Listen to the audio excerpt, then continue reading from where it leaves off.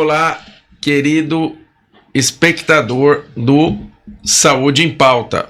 Estamos aqui com o Philip Pecoraro Schaffer, que veio falar sobre medicina do esporte, o que você precisa saber. E eu confesso que é um tema muito interessante. Pretendo não só entrevistá-lo, como também aprender um pouco com você. Primeiro, Felipe, muito obrigado por aceitar o nosso convite para a gente vir falar de um tema tão legal, né? Olha, eu que agradeço o convite, viu? E espero poder agregar aí com conhecimento.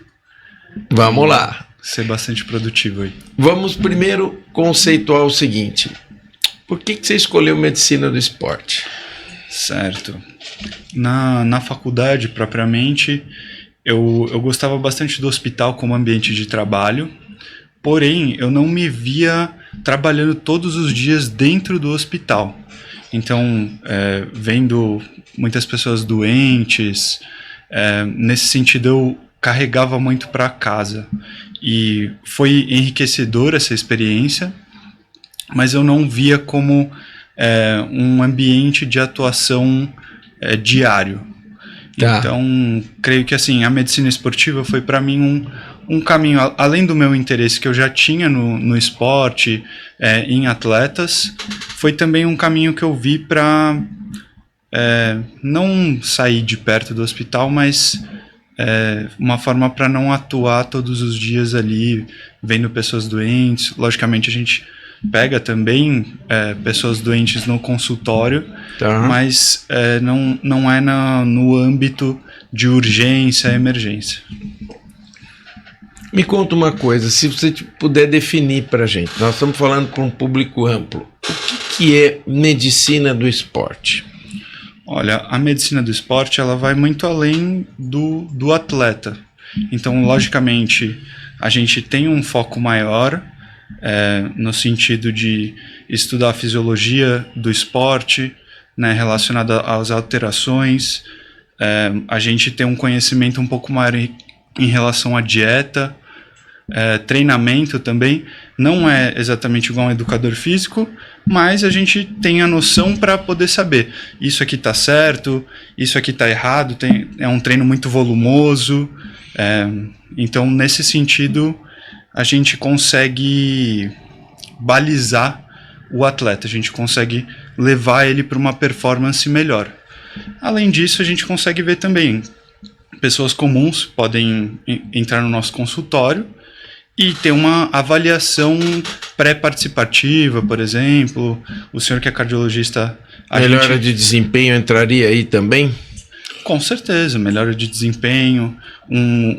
Por exemplo, um empresário que trabalha muito, ver como é que a gente encaixa o esporte dentro da rotina dessa pessoa.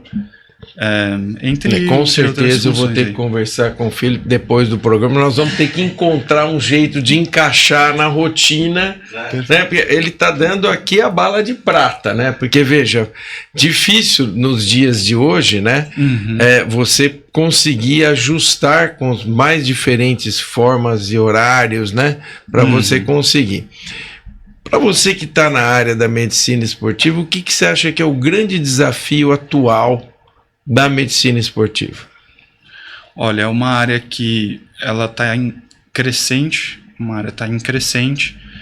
e os maiores desafios, eu diria, hoje a gente pode falar de usuários de anabolizantes, como isso vem crescendo e como essa banalização do uso dessas substâncias está sendo muito falada por aí, usada, né? Saiu recentemente um artigo agora mostrando os malefícios que muitas vezes algumas suplementações e algumas coisas podem fazer para os usuários, né? Com certeza, a da escola da Europeia, né?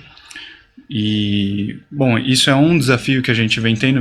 Eu estou falando mais do fisiculturismo, né? Que eu sou fisiculturista propriamente. Então, eu entrei vamos dizer assim, nesse esporte porque eu via que aconteciam muitas coisas erradas. E eu queria entender propriamente na minha pele o que acontece. Será que eu posso passar desse ponto? Será que eu não posso?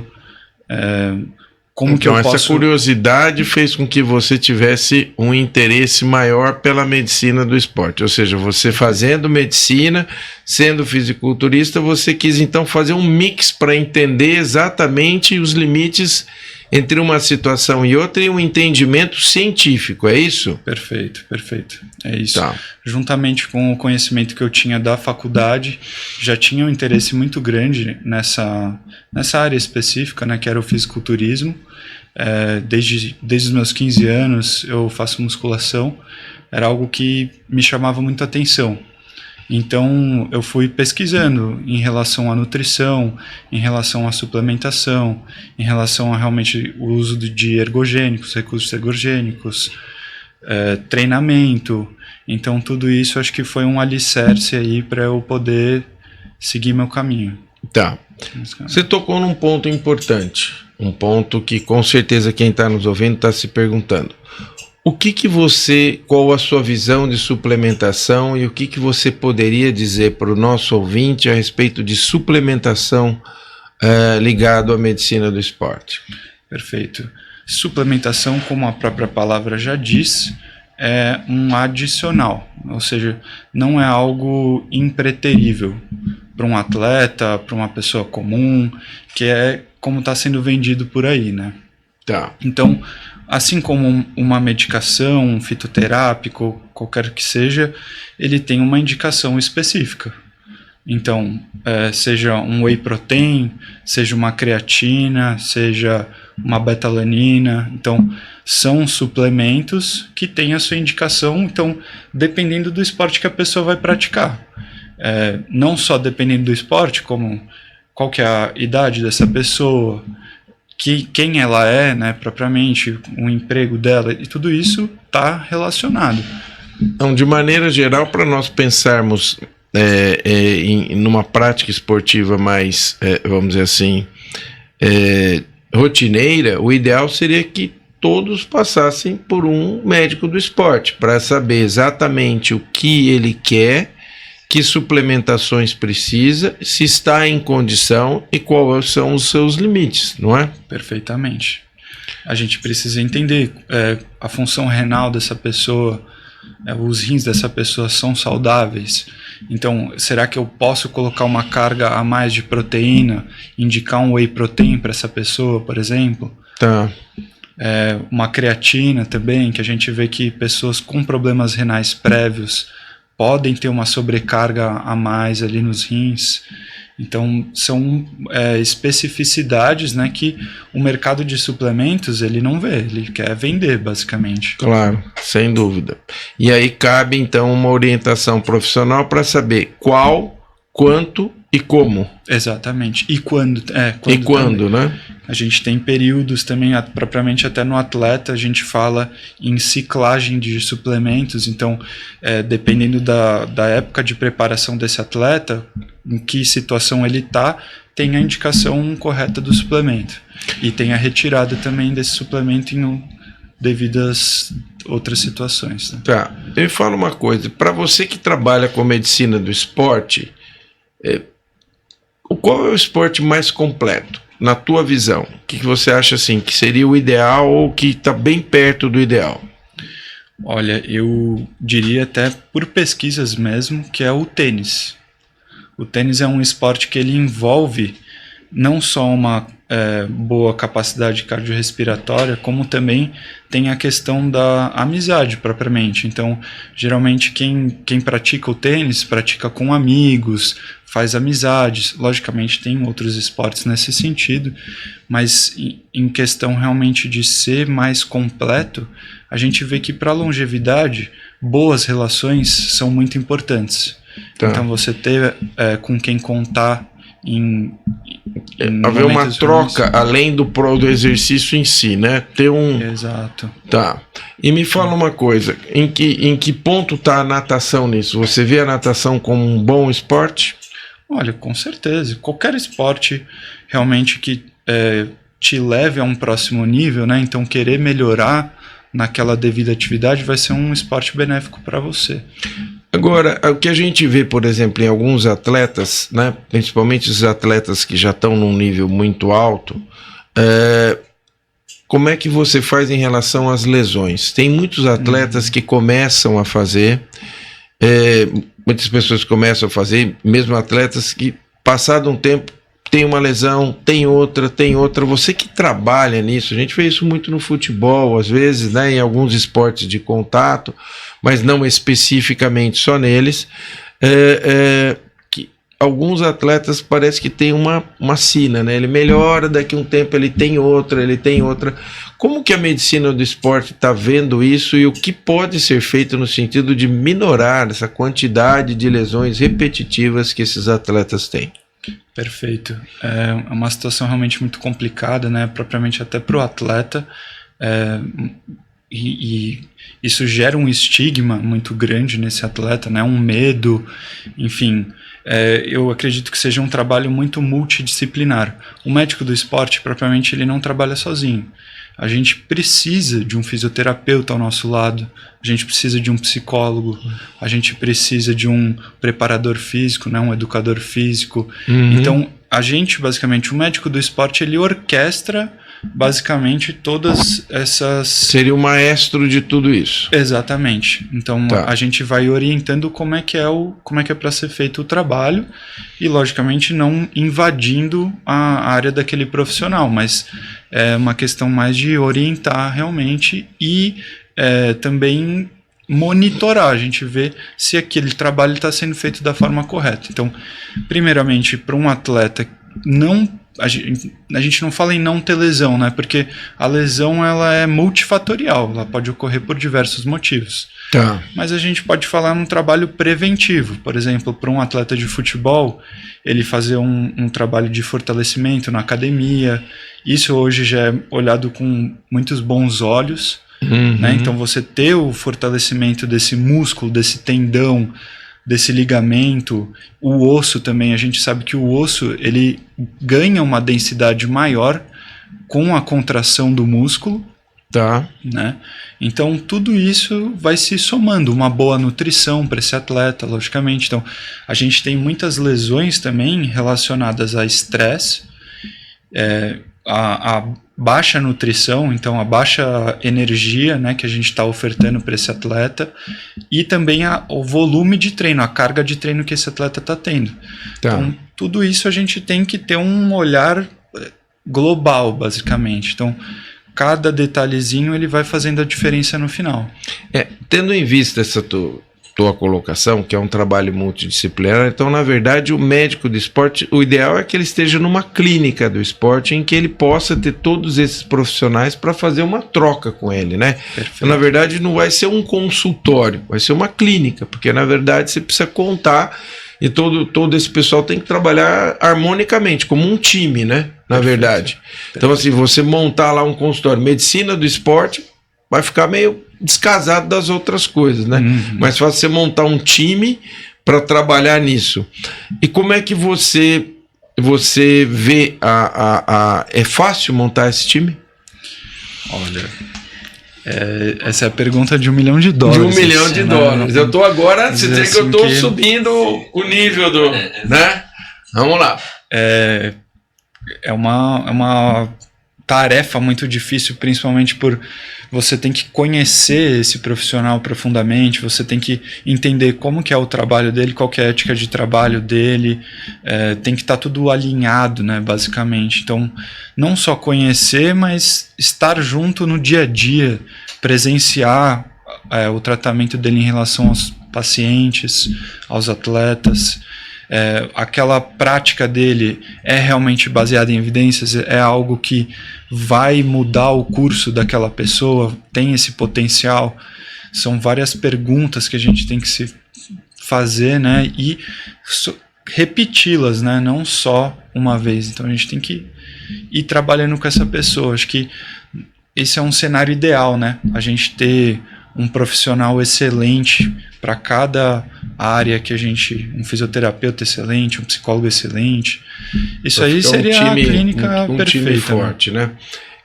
Como é que você vê a preparação psicológica dos atletas? Porque a gente vê principalmente atletas que vão para competições muito importantes, é uma pressão enorme, né?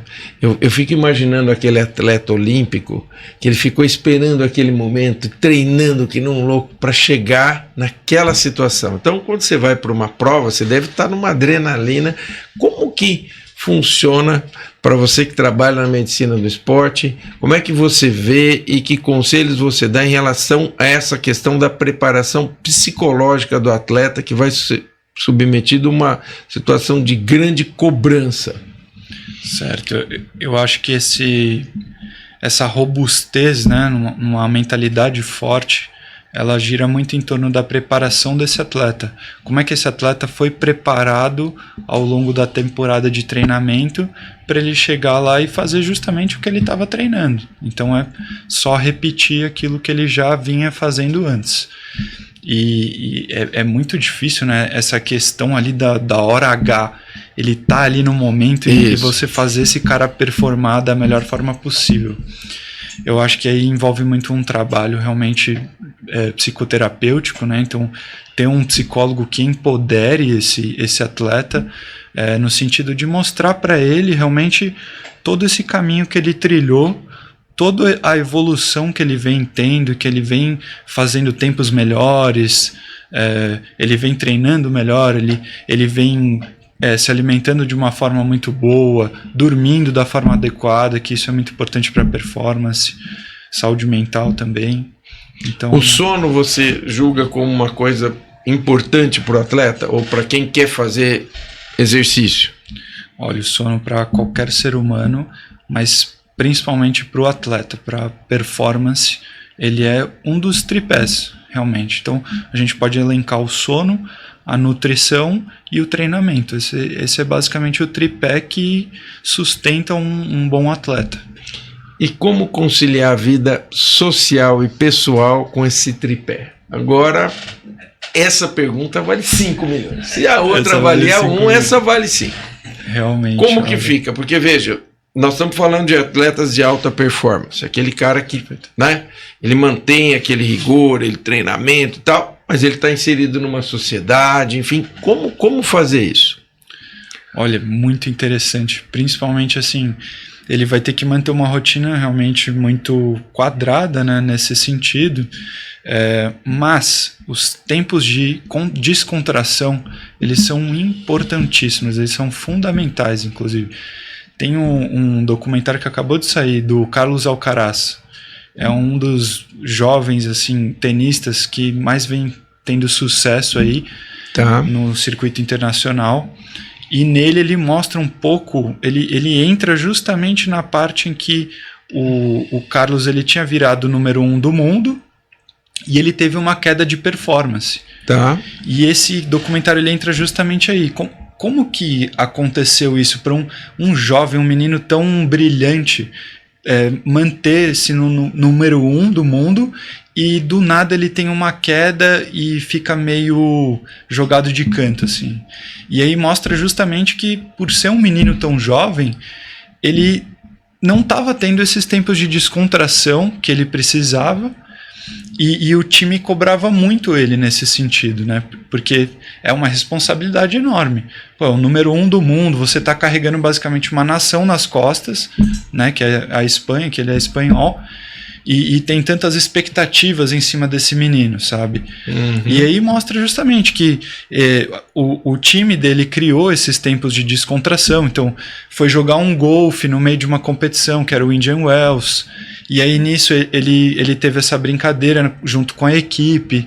Então acho que isso vai criando laços e vai dando mais gasolina para essa máquina rodar mais fortemente. Acho que isso é um... Me conta uma coisa. Como está a medicina do esporte no Brasil? O Brasil é um país que se destaca na medicina esportiva? Olha, com certeza, é uma potência nas Olimpíadas, né? A gente ainda tem muito a aprender. Os Estados Unidos, creio que esteja sendo um pioneiro nesse sentido da medicina do esporte, mas o Brasil, como sendo um país de proporções continentais, a gente tem muitos atletas, a gente tem muito recurso também. Tá. Então, medicina do esporte, a gente fala realmente em recursos, porque a gente precisa de um aparato, por exemplo, uma academia não é barato. São aparelhos extremamente caros, e ainda mais quando a gente fala em fisioterapia, reabilitação, são aparelhos ainda mais caros porque são mais específicos. Então, nesse sentido, a gente tem a evoluir, mas acredito que a gente está muito bem colocado aí no mundo, por assim dizer. Às vezes eu vejo, quando você vê principalmente lutas, em que quando se entrevista alguém que perdeu a luta, ele fala, hoje ele foi melhor. É interessante esse aspecto psicológico, porque se você imaginar, ele não está se colocando na condição de um perdedor, ele está se colocando na condição de que naquele dia o oponente foi melhor. Perfeito. Isso já reflete um certo grau de preparo psicológico para entender que se você perder, não quer dizer que você é pior. Quer dizer que naquele dia talvez a sua performance não tenha sido a melhor e, portanto, você perdeu. Mas eu sempre vejo, né, quando você entrevista, hoje ele foi melhor. Então eu vejo que tem que ter um preparo muito grande, principalmente quando você vai competir não com um grupo, você está competindo com uma pessoa. Então aquilo é assim, tem o ganhador e tem o perdedor, né? E como dizia o Ayrton Senna, o segundo é o primeiro dos que não ganharam, né? Então, eu nunca esqueço essa frase, ele dizia que o segundo é o primeiro dos que não ganharam. Então, é interessante como é que cada esporte também tem algumas particularidades. Eu imagino que para um lutador de boxe ou de MMA, né, que são situações de embate pessoal, né? Você que trabalha na medicina do esporte, tem alguma preparação especial para esses atletas que vão realmente para o fight? Olha, voltando de novo, volta ao treino. Então, qual que foi o empenho desse cara ali no treino? E aí é basicamente isso que vai dar essa confiança, essa gana, né, essa vontade. Vontade, inclusive, está relacionado ao treinamento, né? Então, quanto esse cara quer? Ele quer muito, então ele vai ter que estar lá todos os dias, basicamente.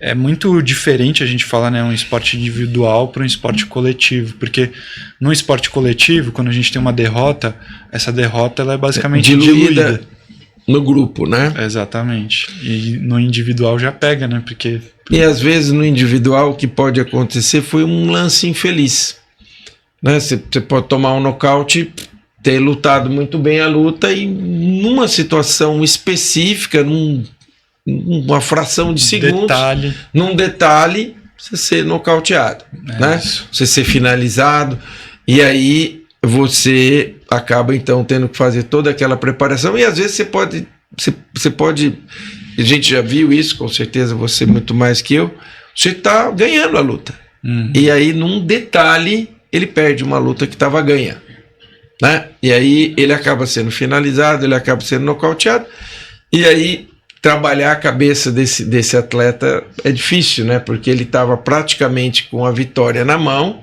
e por um detalhe ele acabou perdendo. Eu fico imaginando que isso não deva ser muito simples, né?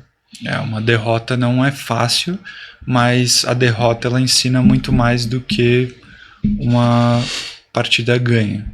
Eu acredito muito nisso.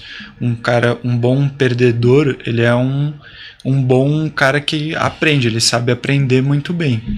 E isso a gente vê em diversas profissões, não só no esporte, mas o cara que realmente venceu na vida é o cara que persistiu apesar das derrotas.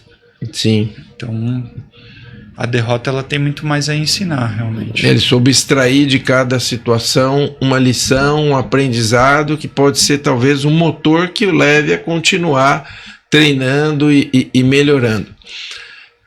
Eu pergunto, como é que é a hora do atleta parar? Porque isso é outra coisa difícil, né? Porque às vezes o grande atleta, ele tem a mídia, ele tem a exposição do nome, ele é um cara conhecido, ele é um cara famoso, e de repente tudo isso vai acabar. Perfeito. Como é que é isso para vocês que trabalham na medicina do esporte? Como é que é a finalização de uma carreira?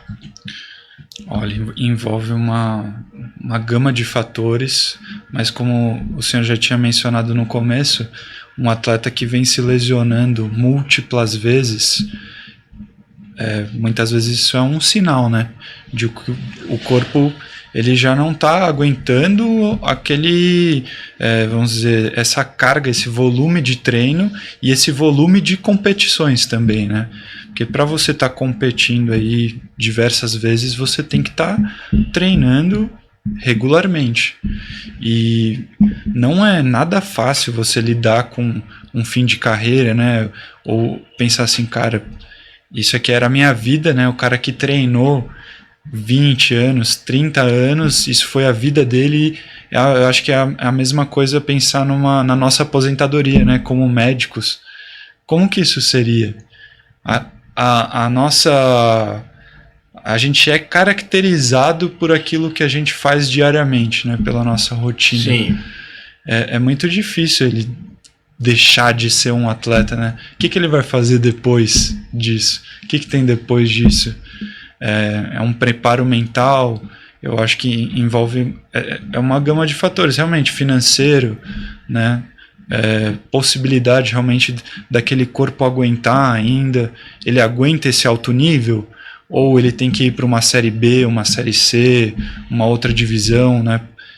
Que performa menos, mas que ele consiga manter. Eu acho que é muito pessoal essa decisão, realmente. Não cabe a nós, médicos, incutir essa decisão no atleta, sabe? E você, com a tua experiência, o atleta começa a pensar nisso quando? Olha, eu acho que com idade, logicamente, tem um momento em que você está competindo contra meninos de 20, 25 anos que estão no auge do seu físico, e o seu físico já não é mais o mesmo, logicamente, né? A gente pode pensar aí, por exemplo, uma exceção a esse caso é o Cristiano Ronaldo. Eu estava pensando nele agora. Você viu que Portugal se classificou, virando o jogo contra a Alemanha, estava perdendo de 1-0, virou 2-1, e com o segundo gol do Cristiano Ronaldo. E ontem a Espanha ganhou de 5-4 da França. Então agora a final será uma final ibérica. Portugal contra ele, vai ser um jogão, né? Muito legal. E aí você vê o Cristiano Ronaldo, que é o cara que em 40 anos o cara tá ali, porque também é um exemplo, né, de atleta, né? E você vê, fez um trabalho preventivo maravilhoso. É um atleta exemplo, realmente, né? Um cara que prezou pela família dele, prezou pelo esporte que ele ama, e ele fez de tudo basicamente para levar o corpo dele a esse sucesso, o basicamente. Máximo que ele podia, né? É exatamente isso. E você vê, o físico do cara é impressionante. O cara insano. É só músculo. Você olha o cara, é um negócio, né? E é bonito ver o cara jogar, né? Pô. Mesmo com essa idade, você vê que o controle que ele tem, o domínio que ele tem, ele realmente é um cara diferenciado. Com certeza. É um cara diferenciado. Eu pergunto, quantos anos precisa fazer de residência para você se tornar um médico do esporte? São 3 anos, basicamente. 3 anos. 3 anos. O primeiro ano é um ano mais clínico, então que a gente entra nas diversas especialidades, né? Uhum. Clínica médica, realmente, e os 2 anos subsequentes são mais focados realmente na medicina esportiva. Tem muito mercado no Brasil? O Brasil tem mercado para médico do esporte? Olha, como é uma especialidade em crescente, creio que também essa demanda também a gente consiga suprir mais para frente. Acho que ainda tem muita gente procurando e pouco médico do esporte para atender essa população, principalmente porque eles estão muito nos clubes, né? Então realmente são mais focados nos atletas, realmente, e a população geral acho que está tendo uma carência muito grande dessa população. As pessoas comuns, vamos assim dizer, estão procurando mais o esporte, estão procurando se exercitar, e aí seria legal orientar essas pessoas, né? Exatamente. Tá. E você acha que, em termos de mercado, tirando esses nichos, obviamente, né, clubes e tal, que evidentemente você precisa ter, porque você está trabalhando num outro nível, para o cidadão comum, você acha que a procura ela tem aumentado? Então, assim, o sujeito vai iniciar uma atividade esportiva, ele quer aumentar a performance, e ele vai procurar, tem tido procura do médico do esporte? Olha, tem tido procura, mas eu acredito que não da forma como deveria. Tá. Então, primeiramente, né, você ter um médico, você poder pagar um médico é difícil, né? Principalmente um especialista, já é mais caro, né? Você poder custear isso.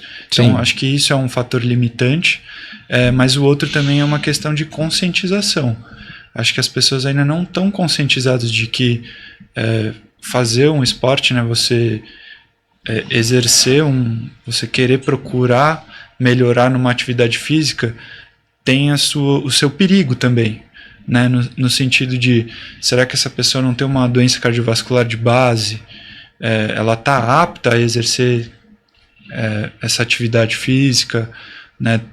Eu acho que tem ainda muitas questões envolvidas que a população ela não se ligou ainda, sabe? Que acontece às vezes, né, com esse tipo de pessoa que quer começar, eles vão atrás do cardiologista, né? Porque sempre o medo é de ter, obviamente, um problema cardíaco. Mas, às vezes, nem é ao lado cardiológico o problema. Pode ser ortopédico, pode ser, enfim, de outra natureza. Então, na verdade, o médico de esporte ele tem que ser um clínico geral do esporte, né? Porque, na verdade, tem que manjar um pouco de tudo, né? Com certeza. Teve até um caso fatídico assim, na minha faculdade, que era uma mulher, assim, não estava apta a realizar um exercício da forma que ela foi tentar fazer, que era um crossfit, e a pessoa que estava lá orientando ela na hora falou para ela correr no quarteirão, que é o que geralmente eles fazem nessas casas de crossfit. E o bairro em que era essa academia era um bairro que tinha muito desnível, não era confortável de você correr na rua, né? Uhum. E ela rompeu muitos ligamentos, todos os ligamentos do joelho direito, foi parar no hospital. Quando viram só essa lesão ligamentar, e eles não tinham observado que tinha uma lesão vascular também. E essa mulher teve uma isquemia e ela perdeu um membro no final. Nossa, então, caso trágico, hein? Trágico, assim, de chorar realmente, né? Você veja. Por má orientação, não foi mal orientado. Sim, e às vezes o que acontece também, e a gente vê isso com muita frequência em academias, a gente faz a inscrição, tá lá os equipamentos, e ele começa a fazer sem nenhuma orientação. Ou assim, uma orientação tão básica que seria melhor não dar. Faz 10 desse, 15 daquele, mas que grupo muscular você está trabalhando? Qual é a sua finalidade? Será que a carga inicial é essa? Às vezes você quer trabalhar um grupo muscular, você está fazendo exercício para outra coisa. Então, na verdade, também o que eu vejo é que existiu um boom das academias, né? Hoje existe um culto às academias. E o que é importante também a gente dizer aqui para todos que nos ouvem, que não necessariamente para fazer exercício você precisa ir à academia, tem outras formas. Com certeza. E o que a gente vê é que o cara faz a inscrição, ele fica meio ali jogado, né? É uma orientação muito básica, né? E aí ele começa meio no autodidatismo e com a possibilidade de lesões, e muitas vezes lesões graves como essa, né? Sem falar, aí teve um outro caso também muito interessante. Um menino jovem, ele começou a ter uma dor de cabeça ao exercício na academia, e eu acho que ele ignorou isso, continuou a atividade com intensidade, e ele teve um AVC na academia, foi parar no pronto-socorro lá da PUC, e infelizmente teve várias sequelas, e, cara, terrível, assim. Então, o exercício também não é inofensivo, né? Sim, ele é saudável desde que bem indicado, bem orientado, né? Da forma correta, né? Exatamente. Porque E às vezes a gente vê essa situação do atleta de fim de semana, né? Aquele cara que tá fora do peso, tá tudo, e de repente ele resolve que a minha vida vai mudar. Agora eu vou mudar, eu vou fazer, ele não consulta ninguém, ele vai, pega um short, uma camiseta, sol a pino, e ele resolve que agora é hora de fazer o exercício. E aí a chance de dar ruim, como diz na gíria, é muito grande, né? Porque ele não está preparado, ele não está orientado, ele faz tudo errado no horário errado, e aí, evidentemente, a chance disso não andar bem é grande, né?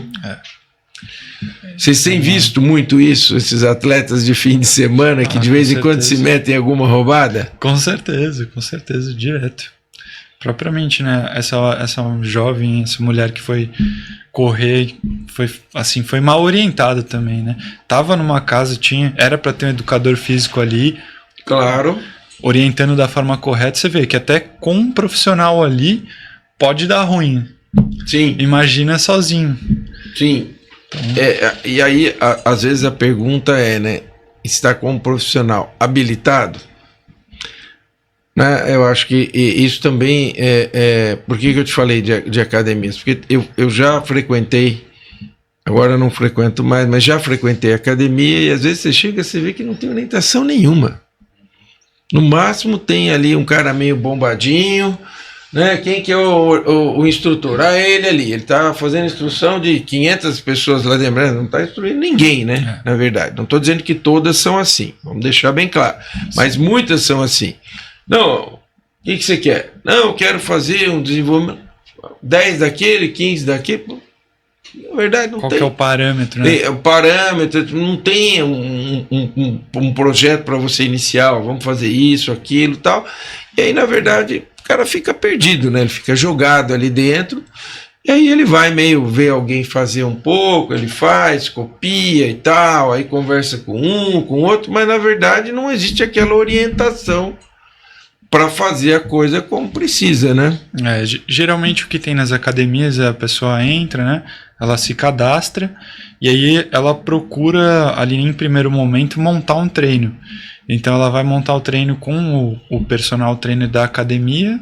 Ele basicamente apresenta todas as máquinas ou os exercícios que essa pessoa vai fazer uma vez, né?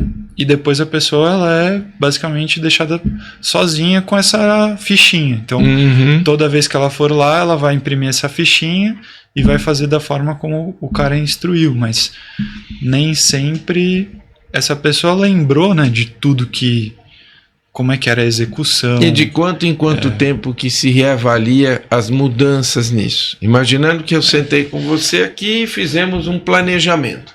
Perfeito. E por algum motivo não está indo tão bem. Então, quem faz essa reavaliação? Qual é a periodicidade com que é feita? Né? Isso está realmente seguindo a orientação? Os limites biológicos, né? Você está conseguindo atingir? Aquilo está sendo realmente estudado? Ou foi só passou aqui uma receitinha de bolo? Porque, veja, os organismos são diferentes. Sim. Talvez o que sirva para você não sirva para mim. Perfeito. Ou a intensidade com que eu consigo atingir determinada coisa não seja a sua. Então, assim, o que eu vejo é que houve uma massificação, um culto às academias, como se fora da academia você não conseguisse fazer exercício, então tem que ir lá. E tudo bem, então tem que ir lá, mas você indo lá, como é que é essa orientação? Né? Exatamente isso. De quanto em quanto tempo é feita uma reavaliação, porque nada impede que a gente monte um negócio e que depois veja que, puxa, montei inicialmente, a gente se conheceu agora e eu tô vendo que não tá atingindo. Não tá cabendo. Entende? Com certeza. É muito, eu acho que do próprio profissional que tá ali, né? Do educador físico, qual que é o conhecimento desse cara. Então, é um cara que realmente está habilitado para passar esses treinos, né? Individualizar esses treinos realmente, ou é um cara que só tá ali ganhando o dinheiro dele e E às vezes não é nem uma pessoa que está fazendo isso com maldade, às vezes até pelo desconhecimento ou pelo enorme volume de pessoas em que ele não está conseguindo monitorar todas essas pessoas a contento. Exatamente. Então eu vejo com risco de lesão e tudo mais, e acho que, principalmente para quem está iniciando, esse autodidatismo não é bem-vindo. Porque ele não está instruído da carga e das consequências de fazer tal ou qual coisa errado.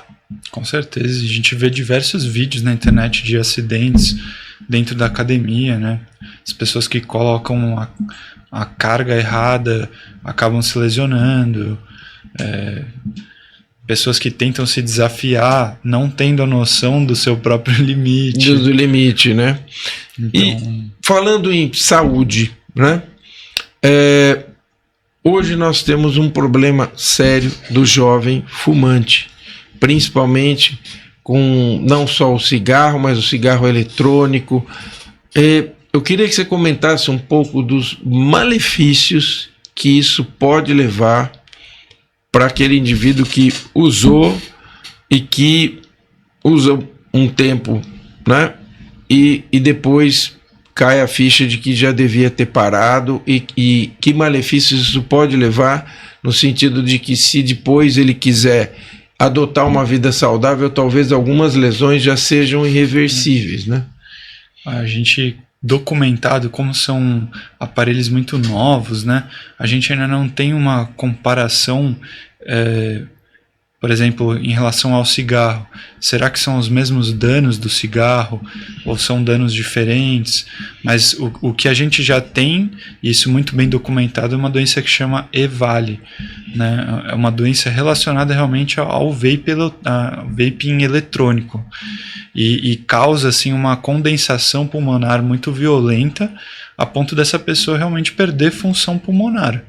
E isso já foi observado nos Estados Unidos, diversos casos. São, logicamente, usuários crônicos e usuários intensos, né? Usam uma carga muito grande desse vape diariamente. Tá. Mas a gente sabe, são malefícios que, pô, o pulmão, se você não tem um pulmão, não dá para sobreviver. A pessoa que tem um trauma, por exemplo, a primeira causa de morte dela vai ser pela via aérea. A via aérea é o que mata mais rápido. Se essa pessoa não tem uma função pulmonar boa, ela não pratica um esporte da forma adequada, ela tem uma qualidade de vida diminuída no geral, né? Então... Me fala uma coisa que se comenta muito, Felipe, é a questão do pré-treino. Perfeito. Tá? O que fazer? Essa pergunta vale 10 milhões de dólares. O que fazer e o que não fazer no pré-treino? Porque várias pessoas dizem, olha, faz isso vai aumentar a glicose, isso vai aumentar a queima, isso, aquilo. O que é realmente fato e o que é fake no pré-treino? Certo. A gente tem realmente a substância com maior comprovação, maior evidência científica hoje, a gente tem a cafeína. Realmente a cafeína nas doses corretas, ela consegue elevar a performance ali agudamente naquela sessão de treino que seja. Ali as doses... Você chega a prescrever cafeína para alguns pacientes? Sim, com certeza. Como é um suplemento nível A, quando tem a indicação correta, ela é super válida. Então, desde propriamente um cafezinho, né, o expresso, um expresso ali vai conter em torno de 80 miligramas de cafeína, e a gente fala para não exceder a dose diária de 400 miligramas, que aí a gente vê que passando disso já podem ter alguns malefícios. Só que, o que acontece? Essas 400 miligramas é para os estudos, né, na população geral. Então, falando no indivíduo, realmente. Tem indivíduos que são mais sensíveis. Estamos falando de 5 cafezinhos dia.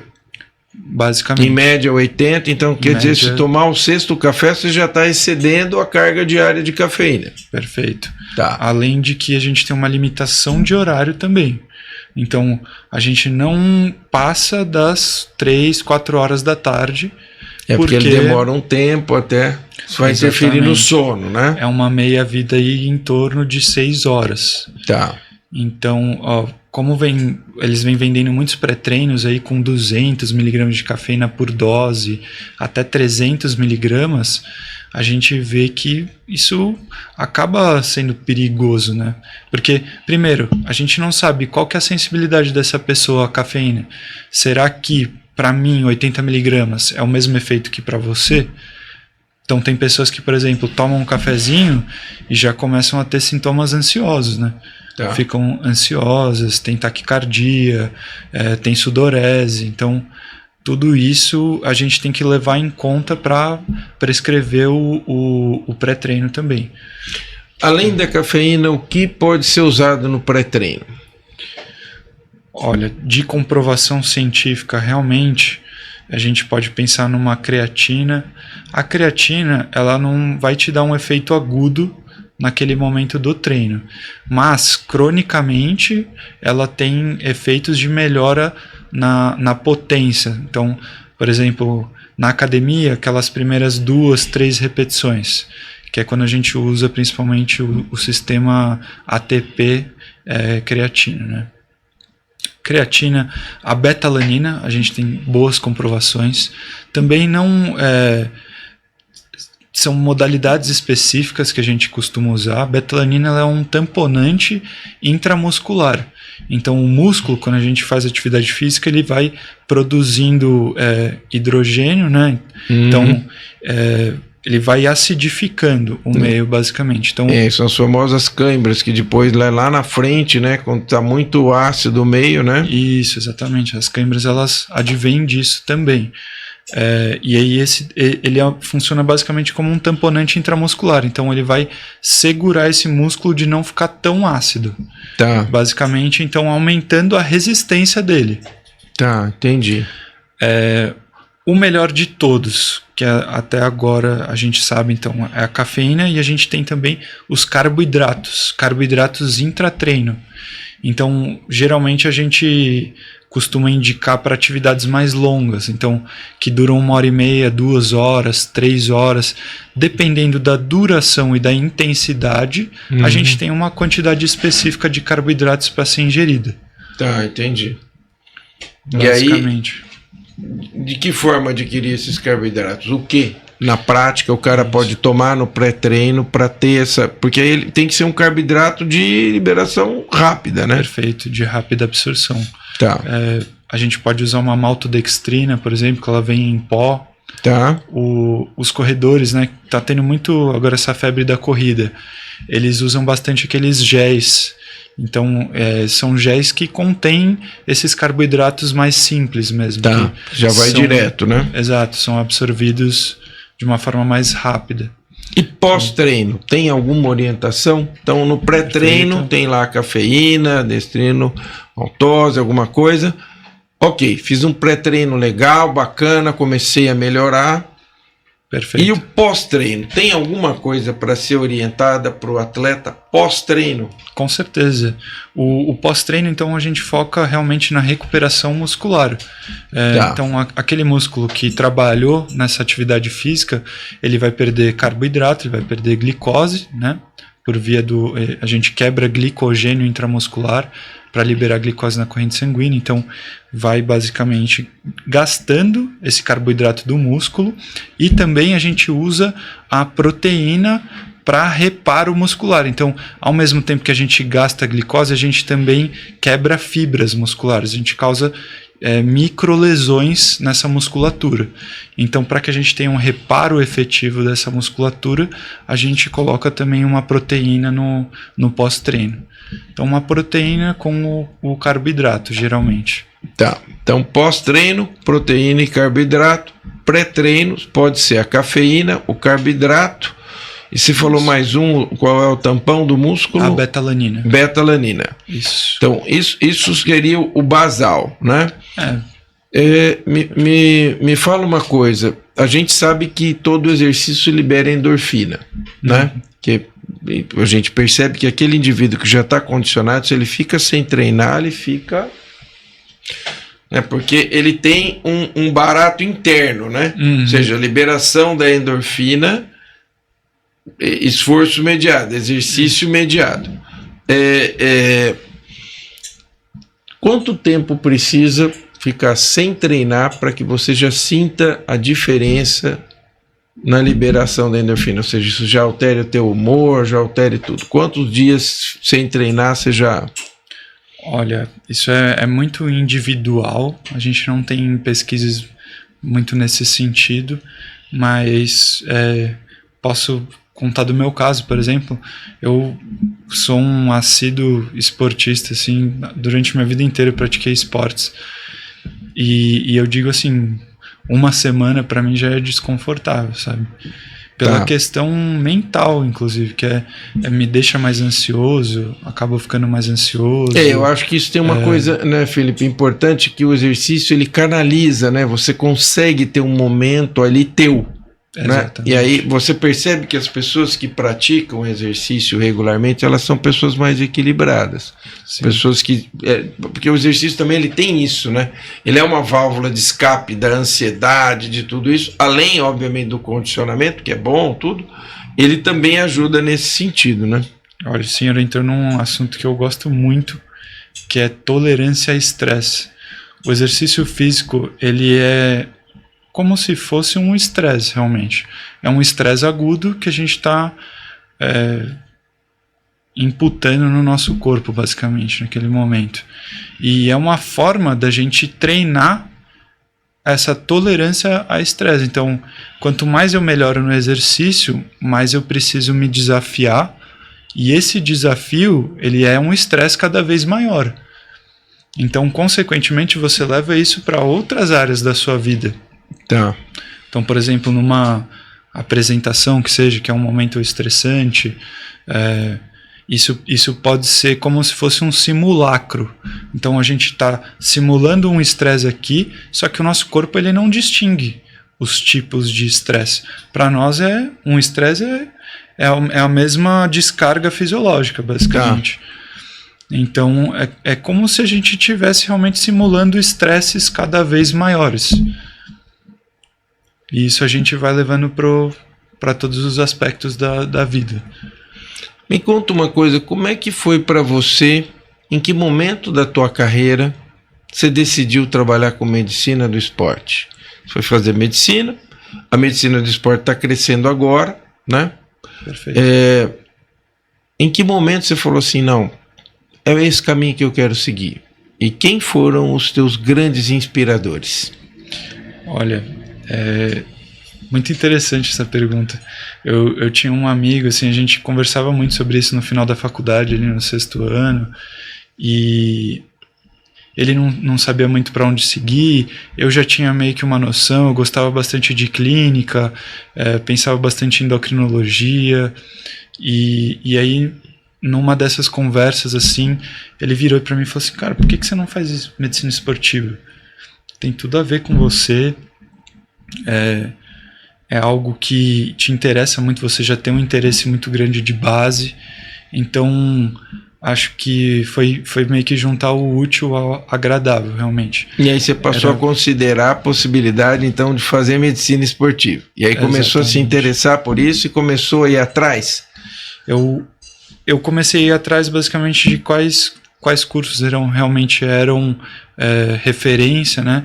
O que a gente tinha? A gente só tem em São Paulo, basicamente, cursos de medicina esportiva. Aonde você pode fazer residência de medicina esportiva no Brasil? Eu, particularmente, em São Paulo. É só aqui no estado de São Paulo, realmente. Então, a gente tem a Paulista, né? A Escola Paulista de Medicina, Unifesp. A gente tem a USP. A Santa Casa abriu recentemente um curso. Que legal. O servidor público, o IANSP, tem um curso também. E tem outras privadas também que oferecem esse... Então ainda tem muito mercado, porque veja, nós estamos falando de um país desse tamanho, tem só em São Paulo, pelo que você falou, conta nos dedos de uma das mãos. Conta nos dedos. Então ainda tem muito mercado, muita coisa para crescer nesse setor, né? E como é que está a pesquisa nessa área? Olha, É complicado falar para você por causa da questão dos aparatos. Então, um bom centro de pesquisa, ele precisa ter bons aparelhos para a gente poder quantificar, ter critérios qualitativos também. Então, nesse sentido, é difícil, mas tem muitos centros bons. Rio de Janeiro, a gente vê que tem um centro bom de educação física. A própria Federal está um pouco sucateada, né? Mas tem muitos bons profissionais no Rio de Janeiro nesse sentido. A gente tem grandes expoentes, então, que são citados inclusive internacionalmente, pesquisadores nesse sentido. Que eu posso citar aqui é o De Salles, outro, Jonato Prestes. Então, são trabalhos que eles fazem realmente de impacto mundial, são citados internacionalmente. Tá. Qual é o país que tem a medicina esportiva mais desenvolvida do mundo? Estados Unidos. De longe, assim. Eles têm muito recurso, eles têm muitos atletas, então se você parar para ver quantas medalhas de ouro os Estados Unidos têm, é basicamente o país número 1, e mais agora recentemente a China está vindo em peso também, né? Então você vê que países com mais medalhas de ouro geralmente têm muitos recursos. Para você fazer atletas campeões, você precisa de muito recurso. É muito dinheiro envolvido. Porque é aquilo, você precisa de aparatos que analisam qualitativamente, quantitativamente. Então, para a gente realmente ir traçando o desempenho desse atleta e maneiras de estratégias, diferentes estratégias de como ir melhorando essa performance. Tá. Deixa eu te fazer uma pergunta que eu sempre tive dúvida. Muitas vezes após alguns jogos de futebol, alguns jogadores entram em banheira de gelo. Por quê? O que o gelo faz que pode ajudar? Primeiro, ele ajuda? Certo. Olha, depende. A gente vai falar sempre. Então vamos depende. lá. Então vamos agora esclarecer em que situações está indicado, em que situações após um estresse físico intenso, o gelo pode ser e por quê? Quando a gente está pensando numa competição, em jogos encavalados, então a gente tem... Ele auxilia para a recuperação muscular? Ele auxilia na inflamação. Então, esse atleta ele vai sentir menos dor e, consequentemente, ele consegue performar melhor. Nesse sentido. Tá? Agora, no sentido de reparo da musculatura, não tem nada a ver. Tá. Então, é mais um analgésico do que propriamente um reparador. Perfeito. É um analgésico anti-inflamatório, vamos assim dizer. Tá. Mas agora, por exemplo, uma pessoa que quer ter hipertrofia muscular na academia, ela quer crescer, ficar grande. Uma banheira de gelo, ela faz o contrário. Entendi. Ela não deixa ela não vamos dizer que ela não deixa, mas ela tira o crescimento que essa pessoa poderia ter. Essa hipertrofia, ela não é da forma melhor que poderia ser. Tá. Assim dizer. E o raciocínio é o mesmo quando tem uma lesão? Porque você vê que imediatamente, primeira coisa que faz, está lesionado, gelo. Olha, isso é uma questão que ainda está em discussão. A gente não... Agora vale 20 milhões. Agora quem está ouvindo já vai querer saber se põe gelo ou não põe gelo, Felipe. Então agora se conta pra gente a polêmica aí. Ainda estão saindo muitos estudos nessa área específica. Então, naquele momento agudo em que aconteceu a lesão, será que é importante eu parar ou diminuir aquele processo inflamatório que é fisiológico, que vai levar células para lá? Exatamente. Esse é o grande quê aí. Agora, por exemplo, quando a gente tem num pós-cirúrgico, então fez uma abordagem de um ortopedista, por exemplo, uma cirurgia ortopédica, e você aplicar gelo naquela região é algo que documentadamente é benéfico. Agora, no momento em que aquela pessoa teve a lesão, talvez não seja benéfico. Tá. E isso a gente ainda tá discutindo. Discutindo, exatamente. Porque você vê que a primeira coisa, né, lesionou, sai e já vai para o gelo. Né? É muito comum a gente ver isso, né? Outra coisa que eu queria que você falasse, que é própria dos lutadores de jiu-jitsu, né? Eles ficam com aquelas orelhas daquele tamanho. Me explica o que acontece. Olha, é uma questão realmente de isquemia ali. Então, tem muita preensão realmente, né, na região da cabeça, mata-leão, aí eles giram muito no chão. E acabam fraturando aqui, né, e fazendo hematomas ali, né, que vão... Porque às vezes você percebe que alguns lutadores, eles têm uma orelha enorme, né, porque vai fazendo trauma em cima de trauma, trauma em cima de trauma. E vai juntando tecido fibrótico ali, né, basicamente. Tá. E aí, o que você aconselha? Proteger durante a luta? Ou durante os treinos? É que nem tem aquela modalidade, a luta romana, se eu não me engano. Wrestling. Wrestling, eles acabam usando, né, esse protetor, capacetinho, né? Esse protetor, como se fosse... Para não ficar atritando tanto, né? É justamente isso, é muito grappling, né? Muito movimento de preensão, realmente, de rodar, enfim. E agora uma curiosidade, de todas essas artes de luta, qual aquela que você acha mais completa? E por quê? Olha, interessante. Eu nunca parei para pensar nesse ponto, mas eu já lutei jiu-jitsu. Jiu-jitsu é brasileiro, né? Um orgulho brasileiro, porque é made in Brasil, e o mundo inteiro... Eu tenho um filho que luta jiu-jitsu, ele ama, né? Nossa, você luta todo dia, é impressionante que esse troço causa dicção, eu nunca vi isso. Eu nunca vi um lutador de jiu-jitsu falar assim, eu sou um ex-lutador de jiu-jitsu, eu nunca vi. O cara lutou jiu-jitsu, parece que o troço, ele fica viciado naquilo. É verdade. E ele fala que é muito legal. Na sua opinião, qual é o melhor das artes? Olha, o mais completo, assim dizer, eu acho que é o MMA, que é realmente você mesclar as artes marciais, porque o jiu-jitsu propriamente ele é mais uma luta de chão, né? Sim. É muito mais uma luta de chão realmente. Pessoalmente, eu admiro muito o Muay Thai, porque eu acho muito legal. Mas tem gente que prefere o karatê, tem gente que prefere... Eu acho que é a soma, né? Sim, eu acho que você saber um pouquinho de cada coisa, mas se eu tivesse que escolher Bom, eu nunca lutei jiu-jitsu, então eu não posso falar, mas eu acho o Muay Thai muito legal. Muito legal. Você vê que não tem como você lutar MMA, você ir para uma luta, principalmente se você for lutar num nível alto, se você não souber, é Muay Thai. Exatamente. Da mesma forma o jiu-jitsu, né? Da mesma forma o jiu-jitsu. Se você for pro chão, você já perdeu, o cara finaliza fácil, né? Então, assim, você precisa saber pelo menos duas coisas: Muay Thai e jiu-jitsu. E aí depois um pouquinho de wrestling, um pouquinho de boxe, um pouquinho de tudo, mas esses dois são fundamentais, né? Fundamentais. Você vai saber chutar, você vai saber socar e você vai saber como se virar no chão também, né? E o interessante é que assim, pelo que a gente ouve, o chute do Muay Thai não é com o pé, né? É com a canela, né?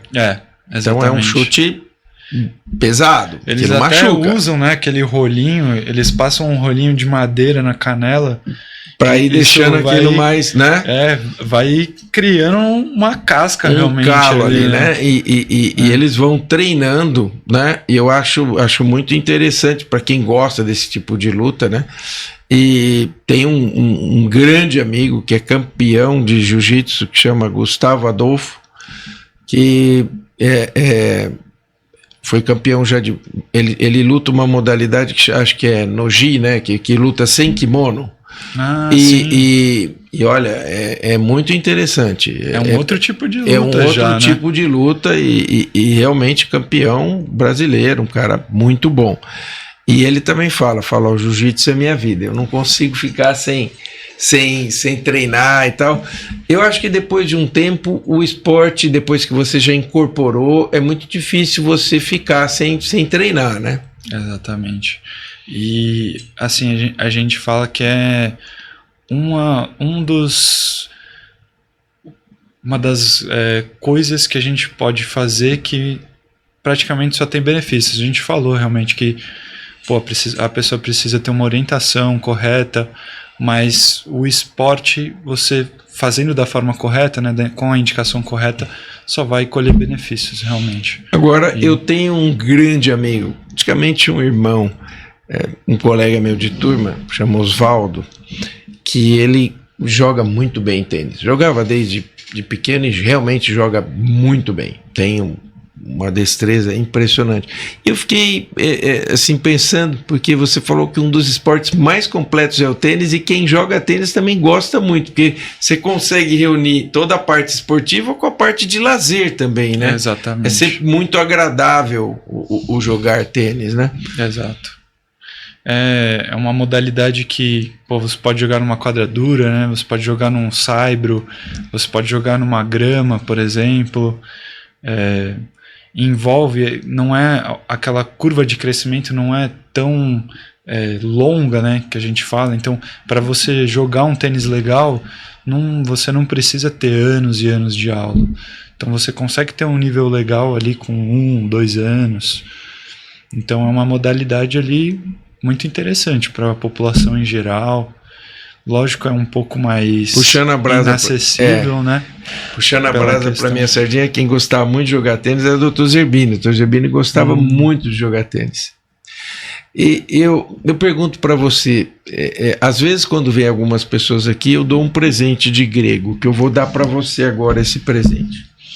Se você fosse ministro da Saúde, o que você faria já de saída para melhorar a medicina do esporte no Brasil? Estou te dando o ministério. Tem alguns que eu dei, o cara devolveu na hora. Eu não quero, pode ficar para você, eu não tenho interesse nisso. Perfeito. Vamos imaginar que você agora foi chamado e você é o ministro da Saúde no Brasil. O que você faria de primeira medida, ou seja, na sua opinião, o que precisa fazer para virar essa chave e o Brasil crescer na medicina do esporte? Uma pergunta complicada, realmente. Baita presente de grego. Viu? Essa, assim, que você vê que assim, poderia ser uma política pública, poderia ser algo que você fala, olha, talvez se as pessoas atentassem para esse lado, porque eu me lembro muito de uma frase que eu ouvi o seguinte: saúde não é ausência de doença, saúde é uma outra coisa, é um conceito muito mais amplo. Quando a gente começa a pensar em medicina preventiva, é claro que o esporte ele entra de cabeça, porque realmente ele tem muitos benefícios já comprovados cientificamente.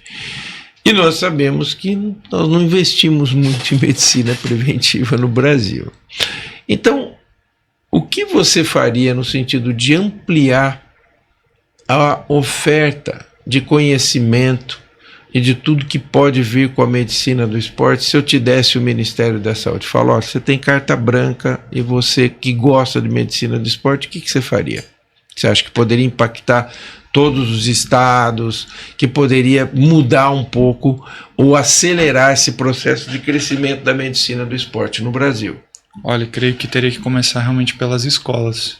Tá. Então você ter um ensino adequado, né, de uma educação física, você captar recursos e centralizar, né, você colocar recursos realmente para essas práticas esportivas, porque o esporte ele demanda também dinheiro, né? Demanda muito dinheiro. Sim, tem que ter investimento. Você ter materiais esportivos, né? Você ter bola de futebol, você ter bola de handball. Então, eu fui numa escola aqui de elite, de São Paulo, e eu pude ver que ali o incentivo era muito grande. A gente tinha 6 quadras de futsal, de quadra dura, a gente tinha um futebol de campo, um campo gigantesco, tinha bola de futebol, tinha piscinas. Então, todo essa estrutura, essa infraestrutura, ela é muito importante para o incentivo ao esporte.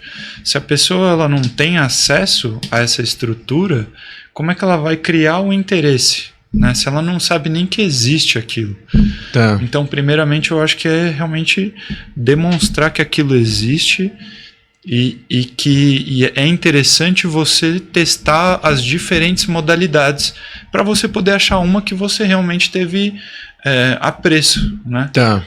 Então, o que a gente diz, assim, no geral, quando a gente vai indicar atividade física, encontre algo que te traga prazer. Tá, eu acho isso importante, filho, porque assim, é difícil você fazer um troço que você não curte. Então, assim, a pessoa precisa gostar, né? Ela precisa sentir algum nível de satisfação e não só fazer porque eu preciso, é bom, é saudável. Porque aí você vai um dia, vai dois, aí depois você fala, puta, hoje não, amanhã eu vou. Perfeito. E aí não vai. É isso que a gente quer. Entendeu?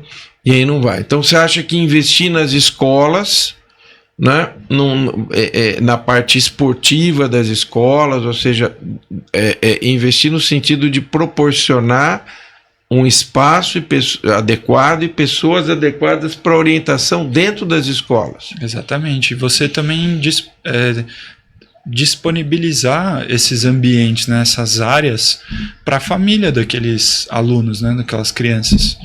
Então, para que a família também possa ser convidada a utilizar aqueles espaços, isso a gente tem bastante aqui em São Paulo, né? Por meio dos SESCs, os SESCs trazem muito isso, mas acredito que não seja algo que esteja espalhado no âmbito federal, né, realmente. Porque São Paulo é um estado muito rico. Então, perto dos outros, realmente é um estado que tem um recurso maior. Você estava falando da questão dos materiais esportivos.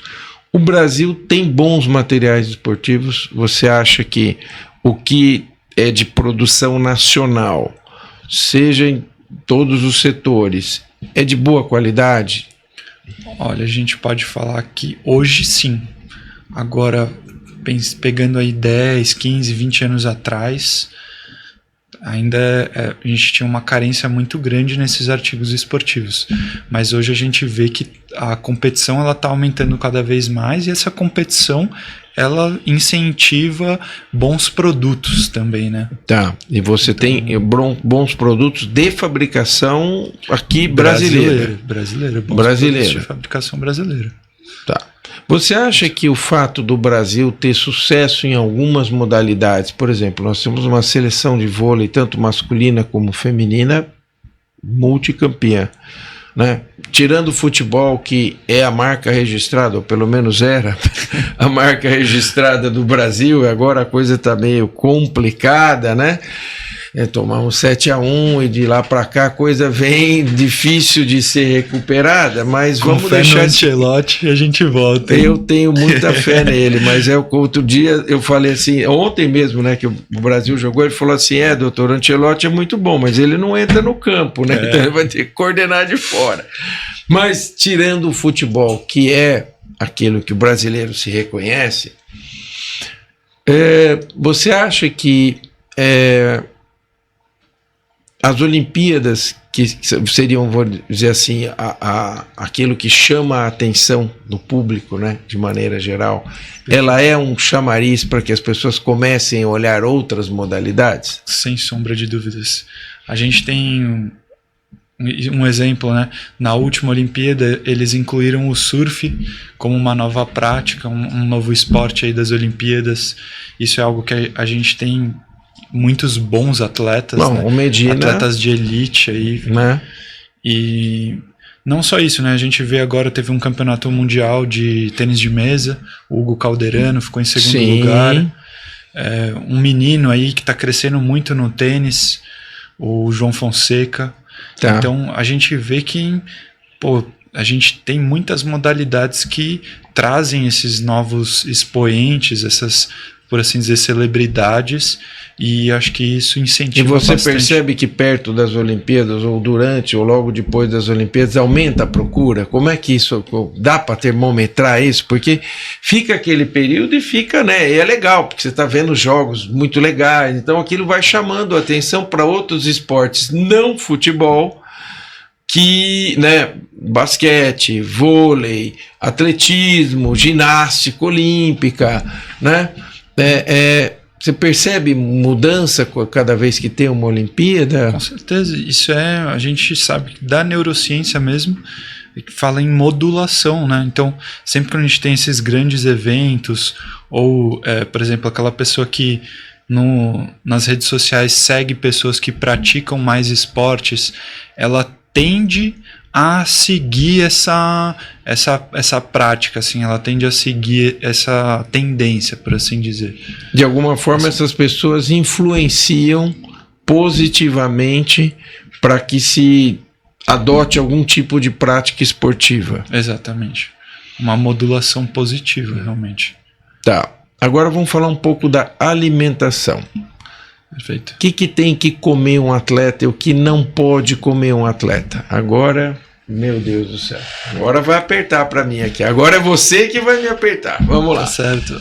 Olha, a gente vê muita demonização, né, em cima de certos alimentos e, cara, não pode tomar Coca-Cola porque tem muito açúcar, ou não pode isso, não pode aquilo. Manteiga foi demonizada, o ovo, né, antigamente foi demonizado também, e eu sou veementemente contra essas demonizações de alimentos específicos, porque a nutrição, ela é um contexto.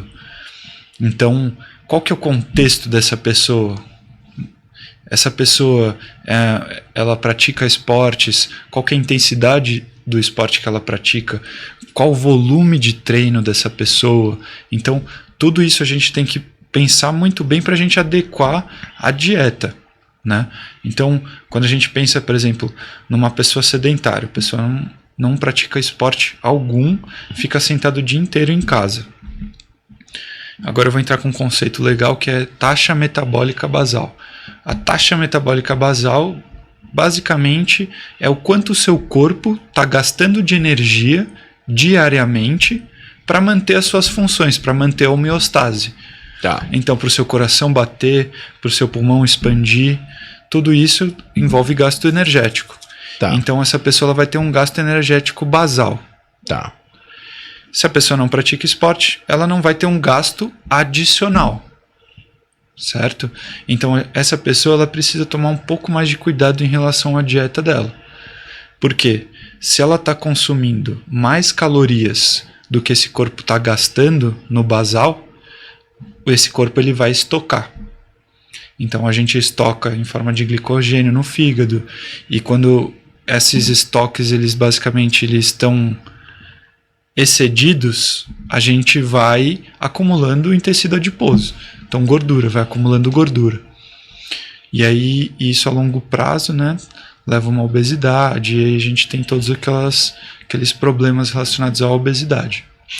Existem alguns trabalhos que falam sobre exercícios, principalmente de musculação, de membros inferiores, na prevenção de patologias neurológicas do idoso. Perfeito. E aí eu queria que você comentasse um pouco disso, porque isso é uma coisa importante, que já está cientificamente comprovada, de que a incidência de neuropatias no idoso, ela diminui com os exercícios particularmente musculares dos membros inferiores, não é isso? Perfeitamente. Não só as neuropatias, como a gente tem também fraturas, né? Fraturas do osso, realmente são causas de morte muito prevalentes nessa população.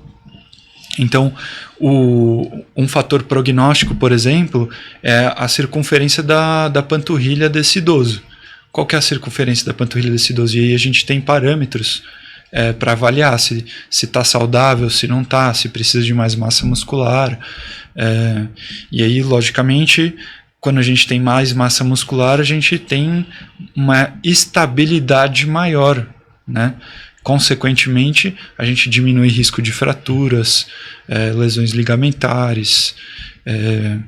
As neuropatias propriamente ditas, a gente pode pensar aí nas miocinas que o músculo produz, né? Que são substâncias que são levadas para a corrente sanguínea, e elas têm um potencial benéfico gigantesco no corpo. Por exemplo, no cérebro propriamente dito, a gente estimula a produção de BDNF, que é um fator neurotrófico cerebral, que a gente chama. E esse fator neurotrófico cerebral ele é responsável por criar mais sinapses. Tá. Então, a gente vê que o exercício, então a contração muscular, ela é benéfica para o corpo como um todo, realmente. Não apenas só ali a questão realmente osteomuscular. E eu te pergunto, isso também ajuda na prevenção da sarcopenia do idoso, né? Porque, veja, não é incomum. Nós tivemos aqui um colega até que veio nos dar uma entrevista muito interessante sobre as alterações metabólicas do envelhecimento. E nós sabemos que uma delas é ir transformando massa muscular em gordura, né? Se você vai deixando, aquilo vai sendo substituído progressivamente. Então, também tem esse aspecto, né, Felipe? Que é a questão da sarcopenia, que já é algo que vai acontecer fisiologicamente com o idoso. Então, se ele não estiver atento também a isso, isso também é um fator que contribui, né? Perfeito.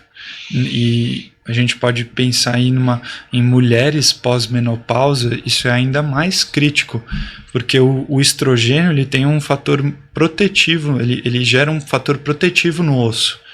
Ele impede que os osteoclastos eles tirem o cálcio do osso para jogar na corrente sanguínea, consequentemente desmineralizando o osso. Então, as mulheres na pós-menopausa, elas têm uma queda desse hormônio, do estrogênio, e, consequentemente, uma queda desse fator protetivo. Então, elas tendem muito mais do que o homem a ter osteopenia, osteoporose, né, que seria o estágio final, e isso aí vai levar a mulher para um risco muito aumentado de fraturas. Para você que trabalha na medicina do esporte, me fala uma coisa, recentemente foram mudados os critérios de obesidade. Antigamente era só pelo IMC, agora não. Você viu com bons olhos essa mudança? Qual a sua opinião sobre esses critérios de classificação da obesidade? Olha, eu acho que a obesidade é um campo ainda que está em evolução. A gente tem muito desconhecimento ainda sobre fisiopatologia. A gente avançou bastante nos últimos anos, né, principalmente com os GLP-1, os análogos de GLP-1, né, mas acho que é um campo ainda que tem muito a crescer, tem muitas pesquisas saindo, e esses novos critérios, eles só vêm a agregar. Então, são decorrentes dessas pesquisas que vem vindo, e esses critérios são adequações a esses novos conhecimentos que a gente está adquirindo, basicamente. Toda vez que a gente vai num nutricionista, nós fazemos uma bioimpedância. Esses aparelhos são confiáveis quando eles te dão, olha, você tem tanto de massa magra, tanto disso, tanto daquilo. São confiáveis esses aparelhos? Olha, eles não são precisos. Mas eles dão uma noção. Eles dão uma noção. Tem muito erro nesses equipamentos ainda, então a gente não consegue medir com tanta precisão qual que é o percentual de gordura dessa pessoa, quanto de água essa pessoa tem, quanto de massa muscular, quanto que é osso, né? Então essa questão dos diferentes tecidos, a gente ainda não tem uma precisão muito grande com essas bioimpedâncias. Um aparelho que é muito bom, muito mais específico nesse sentido, é o DEXA, que seria por radiação, realmente. É uma radiação menor do que um raio-x, por exemplo, mas ele consegue detectar com mais precisão essa composição corporal. Agora sim, por exemplo, você está falando para mim, é uma pessoa comum, vamos dizer assim, né, que está vindo não é um atleta, é uma pessoa comum que está vindo no meu consultório. Eu ter essa bioimpedância é legal para termos comparativos. Então ela realizar essa bioimpedância comigo e a gente ir fazendo valores seriados para a gente ter... Aí você inicia com um critério e segue com aquele critério. Exatamente. Então, aí mas como um número específico, não. Se você pudesse fazer por radiação, fica mais preciso. Para um atleta, por exemplo, eu preciso de precisão. eu preciso de precisão na prescrição da dieta desse cara, em saber quanto de massa muscular exatamente ele tem, para eu entender se, para a modalidade dele, ele precisa hipertrofiar, ele precisa ter uma massa muscular maior ou não. Na verdade, aquela massa muscular ela está em excesso e está atrapalhando, né, na velocidade, por exemplo. Então... Eu te pergunto, você está na medicina do esporte, nós estamos no século XXI, como é que pode um jogador cair morto em campo? A que você atribui essas mortes súbitas, né? Porque veja, em teoria, e aí vamos colocar em teorias, essas pessoas deveriam ter passado por um departamento médico e ter feito os exames aí, pelo menos os básicos. É claro que pode acontecer um sinistro, nós estamos na medicina, sabemos que isso é perfeitamente possível, mas vira e mexe a gente tem uma tragédia e não é só no Brasil. Exatamente. Então, a que você atribui que vez por outra, mesmo em países de primeiro mundo, você vê acontecer, o cara tá bem, de repente, pum, cai morto. Creio eu que seja uma falta de recorrência nesses exames, né? Muitas vezes esses atletas, eles fazem essas avaliações pré-participações quando ele está entrando no clube e a partir desse momento nunca mais é feito esses exames, né? Eu me pergunto duas coisas. Primeiro, a recorrência, porque ele pode ao longo disso ter desenvolvido algo. E qual é a qualidade da primeira avaliação? Exatamente. Será que ele fez basicamente um eletro de 12 derivações aí, né? As básicas e os exames básicos, mas assim, que nível de profundidade foi colocado na avaliação desse atleta? Porque veja, é um atleta que vai ser submetido a um estresse físico importante, repetido, joga 2, 3 vezes na semana, né? E aí você vê as pessoas jovens, né, que acabam tendo uma parada cardíaca e muitas vezes até você correr e tudo mais, com tudo que a gente vê, muitas vezes acaba sendo fatal, né? A gente sabe que muitos desses exames são operador dependentes, né? Por exemplo, um ecocardiograma. Sim. É dependente do operador realmente. Então, quem que é aquela pessoa, quem que é aquele cardiologista, ecografista que está fazendo aquela avaliação?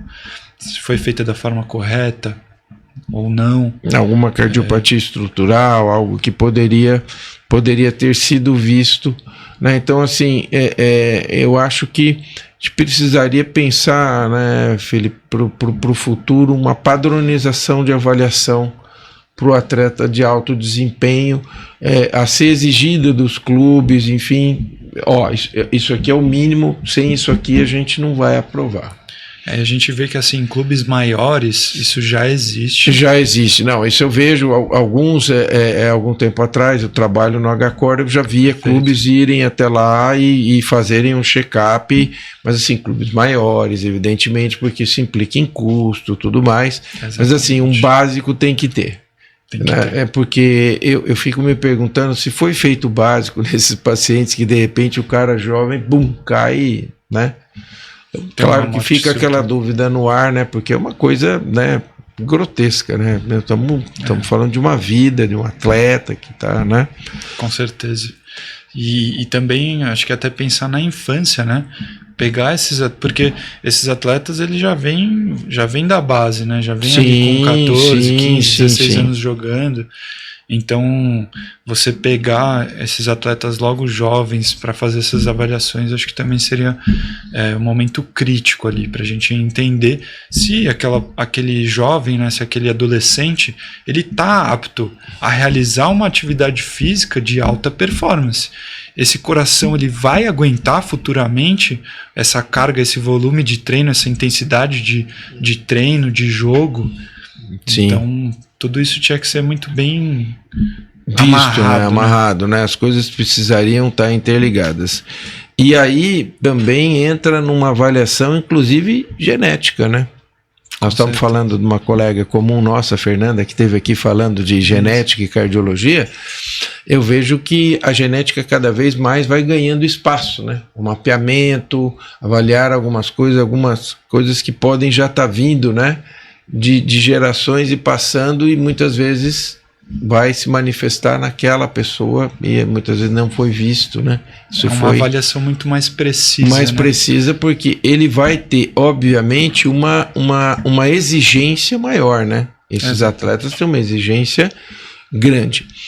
O que você me fala desses esforços estoicos que eu também acho muito perigosos para perder peso antes da luta? Porque eu já vi verdadeiras tragédias, você deve saber até melhor que eu, nessas lutas de MMA você tem que bater o peso. Então aí ele faz uma desidratação aguda, né? O cara não come, não bebe, né? Enxuga para poder pesar, né? Aí faz a pesagem, aí depois come carboidrato até para chegar na luta. Dá um alô para quem está nos ouvindo. Qual a sua opinião sobre esse processo de secagem pré-luta? Olha, isso não tem só na luta, como também no fisiculturismo. É uma regra que esses atletas desidratem realmente na reta final. E, cara, isso é extremamente perigoso. Extremamente perigoso. Você precisa ter um profissional muito bom. Porque tem gente que morre, né? Eu já vi casos relatados de pessoas que acabam exagerando na dose, ou que não tem uma orientação, ou, enfim, por algum motivo, morre. Já vi casos de pacientes pessoas que faleceram tentando perder peso para a pesagem da luta. É isso mesmo, você causa uma hipovolemia, né? Uma diminuição desse volume que está... Como é que isso é feito? Explica para quem está nos ouvindo como é que você desidrata o cara. Como é que você faz uma uva passa, faz um processo de transformação numa uva passa? Interessante. Como é que é? Eu vou comentar do fisiculturismo, que é o que eu sei muito bem. Então, na reta final, na última semana, basicamente, que antecede o campeonato, a gente faz uma hiperidratação, basicamente. Então, a gente chega a tomar ali 10, 11, 12 litros de água por dia. Você não pode levar uma intoxicação hídrica? Olha, nesse volume não. Nesse volume, e é muito agudo, né? Ali você passa 3, 4, 5 dias nesse volume, basicamente. Então, água crônico. Tá. Então, isso tem um sentido fisiológico, que é basicamente para a gente inibir o ADH, que é o hormônio antidiurético. Tá. O hormônio antidiurético, basicamente, ele vai reter líquidos. Tá. Então, se a gente inibe ele, a gente faz com que a gente tenha mais diurese. A gente elimine água pela urina, realmente. Tá. E aí, o que acontece? Nos últimos 2 dias que antecedem a competição, a gente faz uma retirada abrupta desse volume hídrico. Então, a gente passa a consumir ali, nos 2 dias antes do campeonato, 5 litros de água, e aí no dia basicamente do campeonato, um dia antes, a gente consome ali 1 litro. Que é quando você vai pesar. Exatamente, aí você faz a pesagem no dia, e aí o que acontece? Então você hiperidrata para inibir o hormônio antidiurético, e depois você tira tudo e deixa ele, até ele acordar, você perdeu tudo que você precisava. Exatamente, esse é a maneira mais natural, por assim dizer, de fazer esse processo. E aí o que acontece? Tem muitos atletas que têm esse medo, ou às vezes realmente o peso está muito acima ainda do esperado, e aí eles usam os diuréticos, né? Farmacológicos realmente. Tá. E aí que entra o perigo realmente, né? Então, qual que é a dosagem desse diurético que está sendo usado? Que classe de diurético é esse que está sendo usado? Então a gente corre muitos riscos de distúrbio hidroeletrolítico, e aí consequentemente você tem uma arritmia fatal, né? Então nesse sentido, você ir para o extremo é o que envolve mais cautela, o que envolve mais um profissional mais robusto ali do seu lado, né? Ao lado do atleta. Agora eu vou falar do dark side do negócio. Eu quero saber da questão do doping. Perfeito. Ainda tem muito? Olha, em relação a esportes no geral ou fisiculturismo? Esportes no geral. Esportes no geral.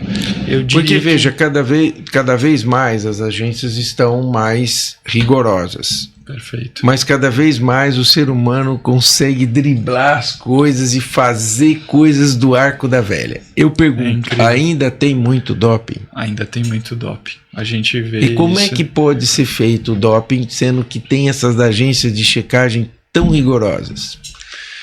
Olha, boa parte disso advém de cientistas, realmente.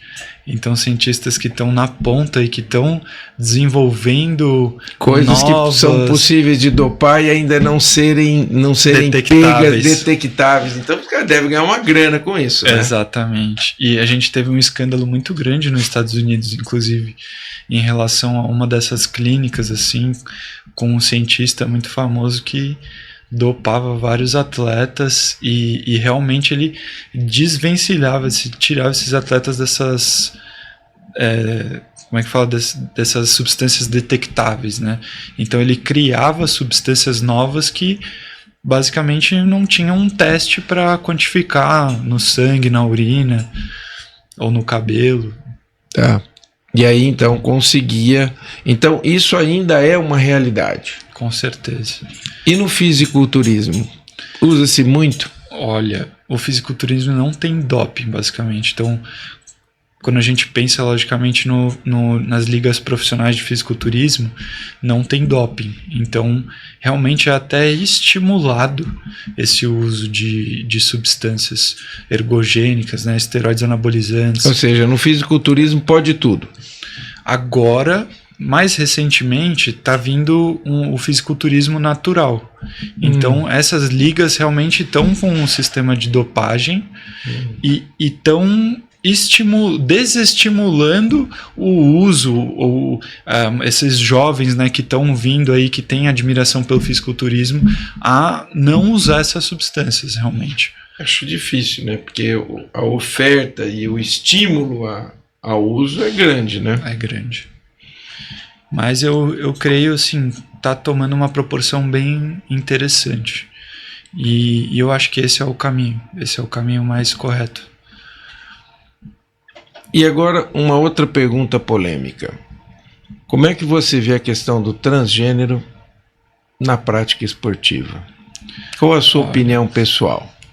Realmente é um assunto bem polêmico, mas o que a gente pode ver aí é que realmente a gente tem alterações fisiológicas decorrentes de uma testosterona em nível mais elevado no homem, por exemplo, né? Biologicamente falando, o homem tem um osso mais denso, ele tem músculos maiores. Mesmo que ele se identifique como mulher, ele competir com mulheres vai deixá-lo dentro de uma vantagem. Exatamente. Não competitiva para as mulheres, vamos dizer assim, geneticamente mulheres. A testosterona, ela tem um efeito epigenético, que a gente chama. Então, ele tem a capacidade de alterar o gene daquela pessoa. Então, da mesma forma que você tem um fisiculturista que atua na liga profissional e ele faz a retirada dessas substâncias e, por assim dizer, ele fica natural, ele vai ter ainda assim capacidades de sintetizar proteína muito maiores do que uma pessoa que nunca usou testosterona em dose suprafisiológica. Porque a gente sabe que testosterona em dose suprafisiológica, ela multiplica mionúcleos. Então, os núcleos das células musculares, elas são multiplicadas. Tá. E esses núcleos que são responsáveis pela síntese de proteínas, eles se mantêm mesmo após o desuso. Então a gente sabe da mesma forma que um homem vai ter mais mionúcleos que uma mulher, porque ele foi exposto a longo prazo a mais testosterona. Certo. E você acha que vai haver uma mudança nesses critérios? Por você que trabalha na medicina do esporte, eles vão criar uma terceira modalidade para competição desses atletas ou não? Então, o que você vê assim para o futuro, aquilo que você está... Perfeito. O que a gente pensa muito nesse sentido o ideal seria criar ligas separadas, realmente, porém a gente tem vários fatores limitantes nesse sentido. Então, será que ia ter a mesma popularidade? ia ter o mesmo recurso, iam ter pessoas querendo ver também, igualmente, da mesma proporção que a gente quer ver um campeonato feminino ou masculino. Então tem todas essas questões que podem limitar, né, essa criação de uma liga separada, uma liga para transgêneros. É um assunto para se discutir, para avaliar, né, prós e contras dentro dessa situação. Eu pergunto para você, você não contou para nós quem são seus ídolos na medicina do esporte. Eu quero aqui nomes agora. Agora vai contar para gente aqui, para todo mundo que está nos ouvindo e aprendendo tanto com o Felipe aqui. Tá certo. Me conta quem foram e quem são os teus ídolos, aqueles caras que você olha e fala assim, puxa, eu queria chegar um dia nessa posição, saber isso, enfim. Pode ser no Brasil, pode ser no exterior, enfim.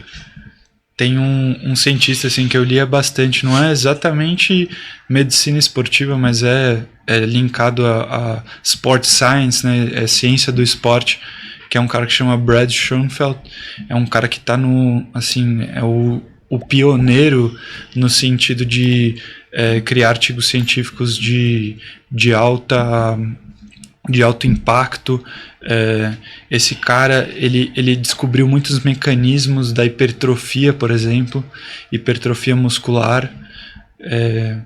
Mas assim, falando um cara popular aí no meio brasileiro, por exemplo, que é o Paulo Musi. É um cara bem famoso, né, no meio. É um cara que cresceu muito pelo fisiculturismo também. Então, no meio do fisiculturismo, é um cara muito, muito famoso, muito bem visto, assim.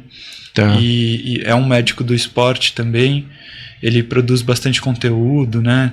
É um cara que, assim, não é científico, vamos assim dizer, né? Não é pelo lado científico, mas pelo lado de realmente ter popularizado o esporte, de ter trazido um pouco mais de informação para esse meio, tá. Que é algo que eu também vejo como meu objetivo, que é um meio que está muito poluído hoje em dia, sabe? Sim. Muitas coisas absurdas. Tem muita desinformação, né? Eu acho que a minha opinião como médico, olhando, né, não estou dentro da medicina do esporte, mas o que a gente vê é que foram feitas muitas coisas não científicas, na base do tentativa e erro, com muitos erros e consequências, né? Nesse empirismo, então ficou meio uma terra de ninguém. E talvez agora, com a vinda forte da medicina do esporte, vamos deixar cada coisa no seu quadrado, vamos colocar o que é realmente fato, o que é fake, como que a gente orienta. E claro, um atleta de alta performance, ele já está orientado, né? Sim.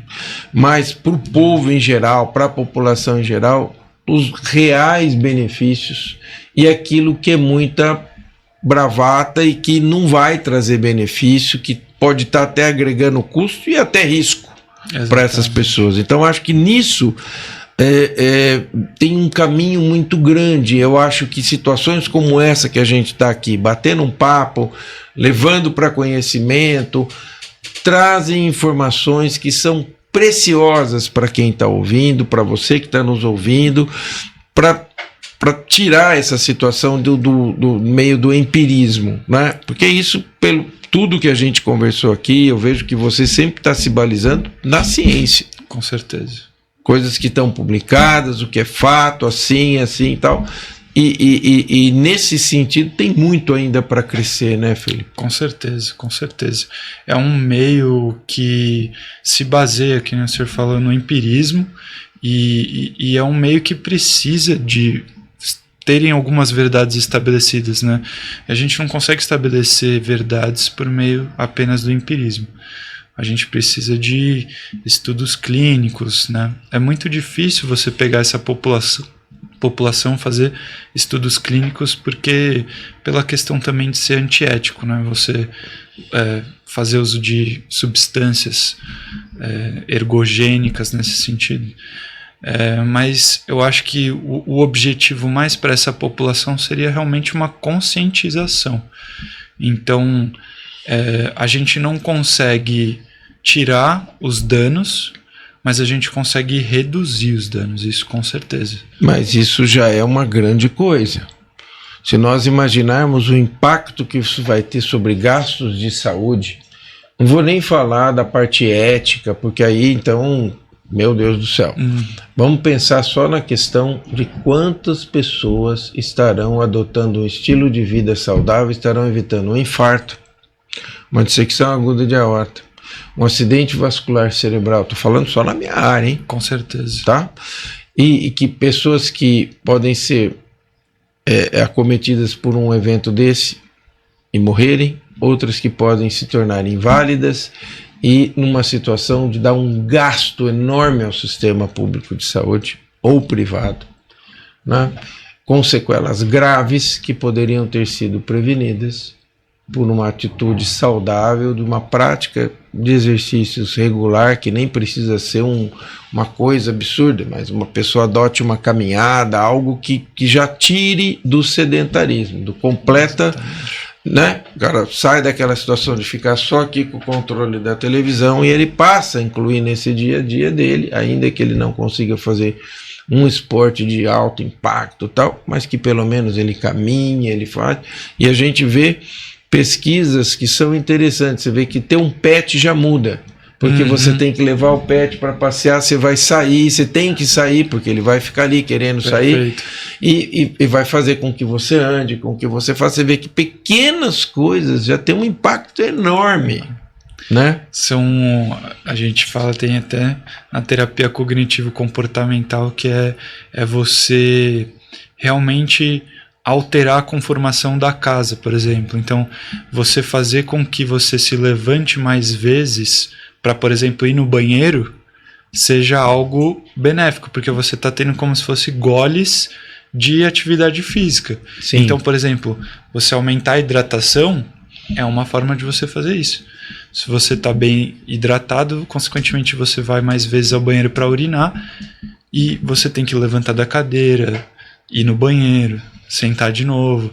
Então tem muitas pesquisas legais em relação a esses goles de atividade física. Então, aquela pessoa que mora num prédio, por exemplo, ela, em vez de pegar o elevador, ela faz questão de subir a escada. Eu tenho feito isso no hospital.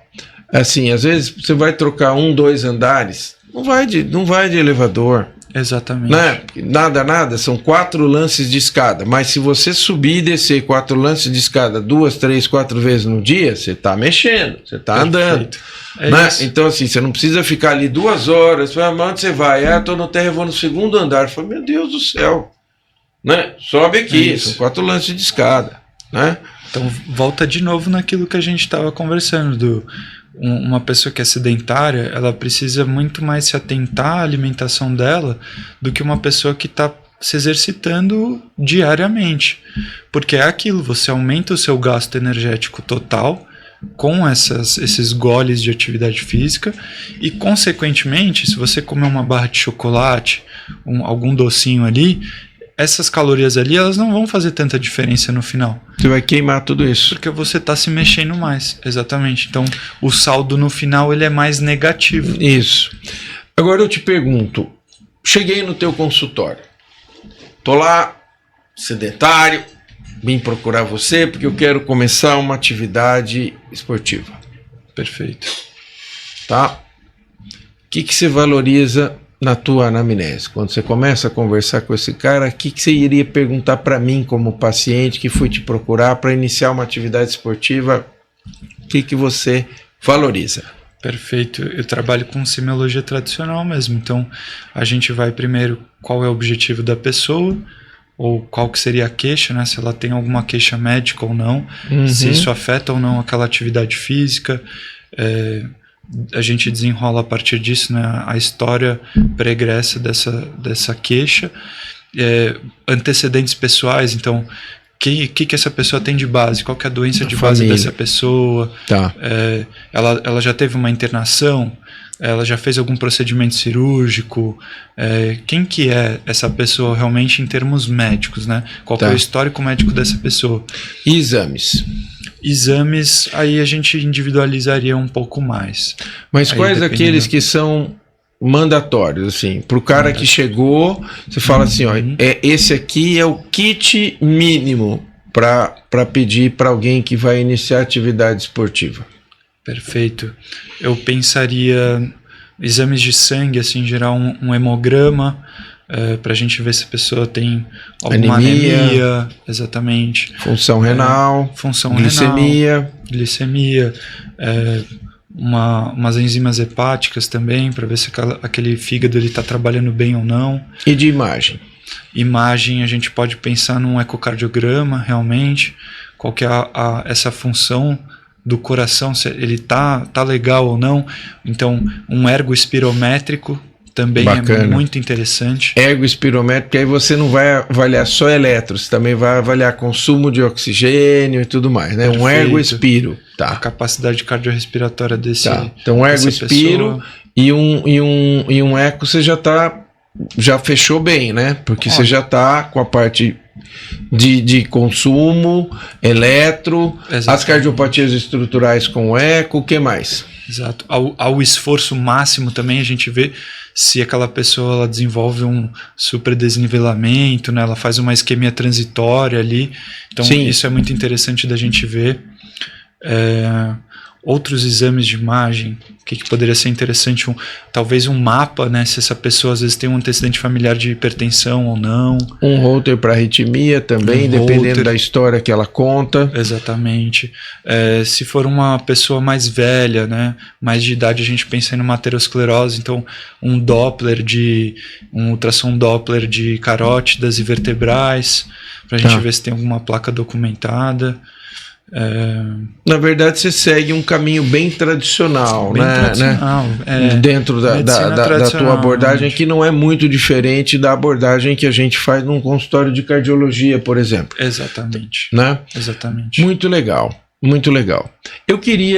Nós estamos caminhando para o fim do nosso papo. Primeiro, te agradecer imensamente. Eu acho que foi um papo muito legal, muito bacana, extremamente esclarecedor. Aprendi muito com você. Um prazer poder te entrevistar.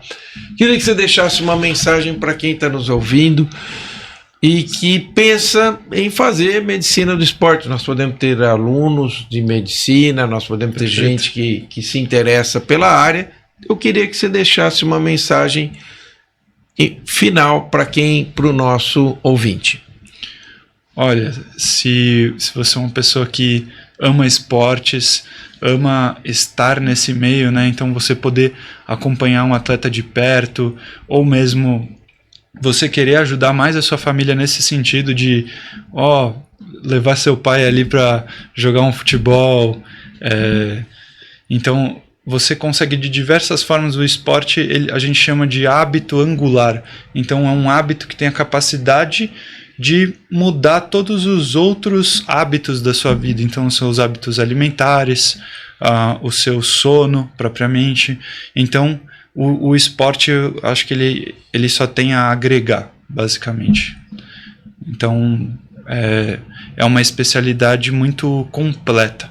Você trabalha com outros profissionais, então quando você trabalha com essa multidisciplinaridade, você adquire muito conhecimento também, né? Porque sempre uma troca, né? Exatamente. Então, nesse sentido, vale a creio pena. Que só tem a agregar. Vocês viram que ele gosta do tema, né? Muito bem, eu quero agradecer muito ao Philipp Schaffer, que esteve conosco falando sobre medicina do esporte, o que você precisa saber. Eu aprendi muito, tenho certeza que você também. Não esqueça, curta, comente, compartilhe, porque o Saúde em Pauta é para você. Nós nos vemos.